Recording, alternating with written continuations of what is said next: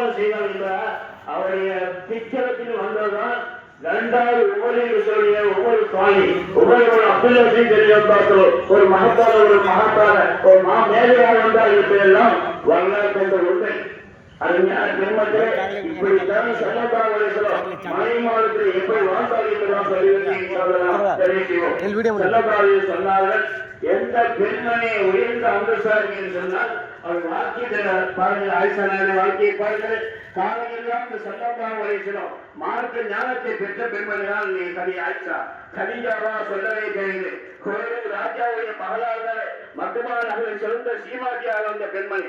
காலங்கள்லாம் போரையெல்லாம் தர்மத்தை சேவை செய்ய பெண்மணியாலே கதீஜா அம்மையார். கதீஜா நாய் இருக்கும்படி காலத்தில் சொல்வா எந்த மலையும் முடிக்கவில்லை.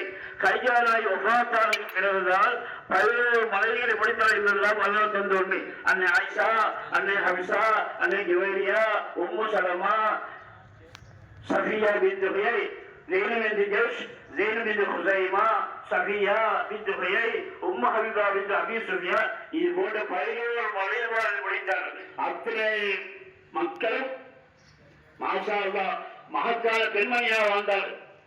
அன்னை ஆயிஷா பற்றி சொல்லும் போது யா உமையா என்று சிவருமா அழைப்பார்கள். யா உமையா சிவந்தவனே, சின்ன பெண்ணே என்று அழைப்பார்கள். யா ஆயிஷான்னு சொல்லாம யா புகாயினவே யா ஆயிஷ் தலைமுறை பார்த்தோம்.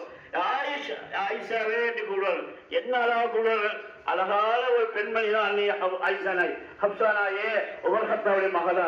எவ்வளவு அத்தனையும் மகத்தான பெண்மணியாக வந்தார். ஒரே வரலாறு சொல்லி சொல்ல ஒருவரை ஆயிஷா நாய்க்கும் பாத்திமா நாய்க்கும் ஒரு சின்ன உரையாடல். பாத்திமா நாய் சொன்னார்கள், ஆயிஷா நான் மரணை இல்லை என்ற சொர்க்கத்தில் அழைக்கும் பொழுது